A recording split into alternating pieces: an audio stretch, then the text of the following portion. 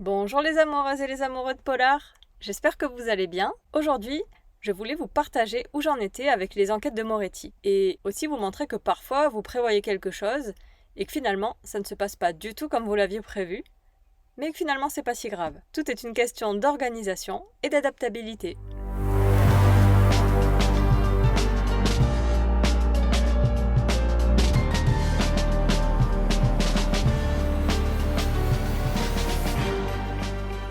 Alors, on va commencer par voir ce qui était prévu dans mon monde de bisounours idéal. Puis ensuite, on verra comment ça s'est réellement passé. Avant de nous séparer, on verra aussi ensemble comment se prépare la saison 2. Et avant de partir, je répondrai à la question de la rature, qui est « Tu t'es senti comment quand tu as lâché Moretti dans la nature ?» Le projet idéal.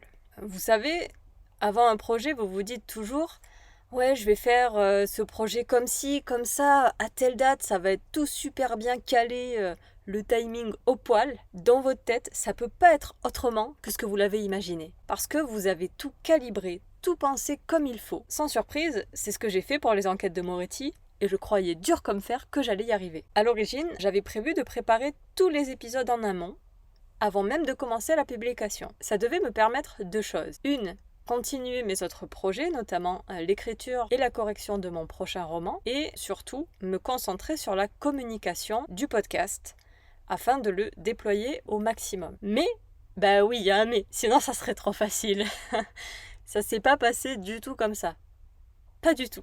Et oui, il est très rare que la mieux huilée des chaînes de vélo ne déraille jamais. Bien dans les projets, c'est pareil. La réalité. Vous vous êtes sûrement déjà confronté à un prestataire en retard, à un ordinateur qui plante et qui vous supprime tous vos dossiers. Mais parfois, il suffit d'avoir juste négligé un élément et tout votre planning explose. C'est ce qui m'est arrivé avec les enquêtes de Moretti. J'ai eu 3 gros contretemps. Alors, rien de grave, pas de plantage d'ordinateur, heureusement.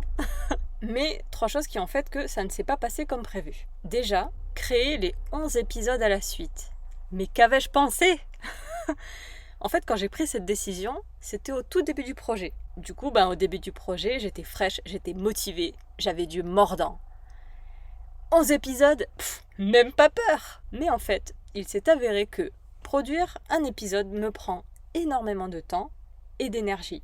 11 à la suite, j'avais clairement vu beaucoup trop grand. Au 5e épisode, j'avais déjà envie de jeter mon casque par la fenêtre. L'avantage de ce rythme très soutenu au début, jusqu'au 5e épisode, c'est qu'il m'a permis de devenir hyper efficace. J'ai optimisé toutes les étapes, comme je vous l'ai partagé dans la vidéo de la semaine dernière. Donc ça, c'est une chose, me rendre compte que 11 épisodes à la suite, c'est énormément d'énergie et que peut-être c'est trop. La deuxième chose que j'ai négligée, c'est la communication. Alors, j'ai pas négligé la communication, j'ai négligé la timeline de la communication. Dans ma tête, je voulais d'abord m'occuper de la production du podcast et dès que le podcast était en mode publication, je comptais m'occuper de la communication. Sauf que un lancement, ça se prépare. Ça se prépare en amont du podcast. Une communauté, ça se crée. J'ai déjà une petite communauté, mais cette communauté, il fallait que je lui parle du podcast. C'est aussi faire de la publicité, essayer de trouver des partenaires, faire des posts sur Instagram et sur Facebook. Tout ça, j'ai dû l'entamer bien avant la publication des premiers épisodes. Et ça, je ne l'avais pas du tout anticipé. Et mon planning s'est retrouvé surchargé. J'avais déjà 5 épisodes prêts et la communication devenait prioritaire parce qu'il fallait que je fasse parler de moi avant la sortie. Vous ajoutez à ça toutes les idées qui vous viennent pendant que vous êtes en train de produire votre podcast, du genre créer une chaîne YouTube, dessus y mettre ces épisodes de podcast et créer, les interludes avec Rose. Et tout ça, c'est des choses qui s'anticipent aussi et qui prennent du temps et qui viennent encore gonfler l'agenda de la semaine, alors que l'agenda de la semaine, il ne s'étire pas.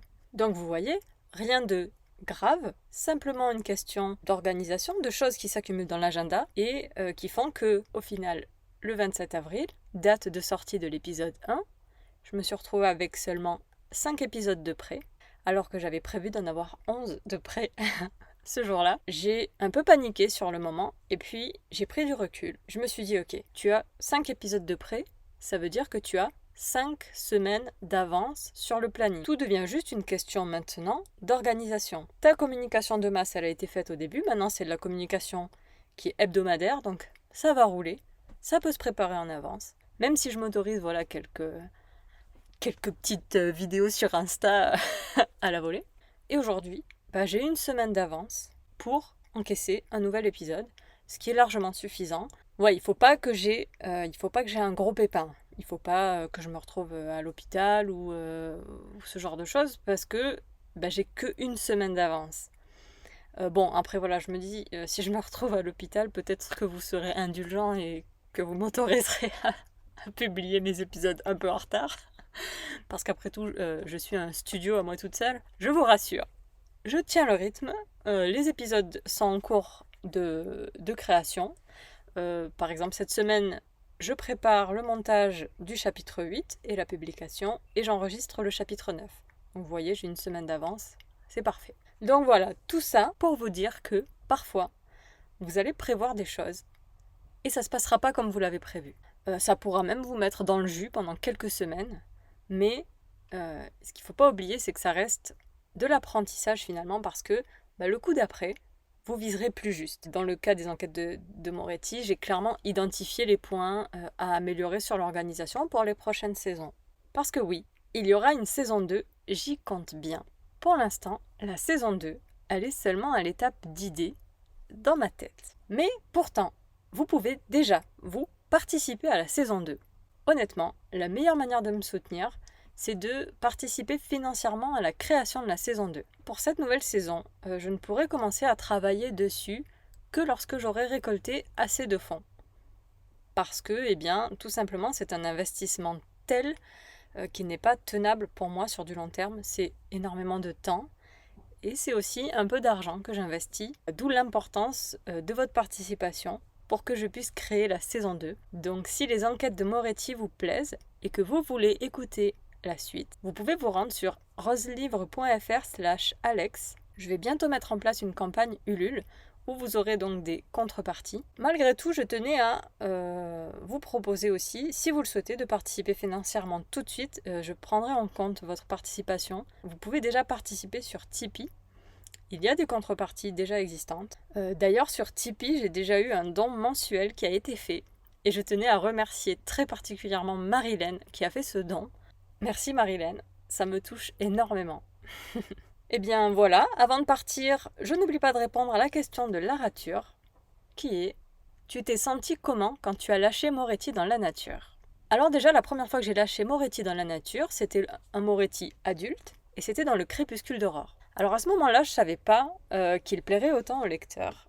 Et du coup, ça a été assez facile. J'avoue que là, pour le podcast, ça a été un peu plus dur de vous le confier, ce jeune Alessandro. Mais j'avoue que ce qui a été le plus difficile, c'est de créer son enfance, qui est assez horrible quand même, assez dur. Alors j'avoue que je me suis un peu sentie sadique de lui créer une enfance pareille. Voilà, j'ai hâte qu'il ait passé l'âge adulte et que ça aille peut-être un peu mieux dans sa vie, je sais pas.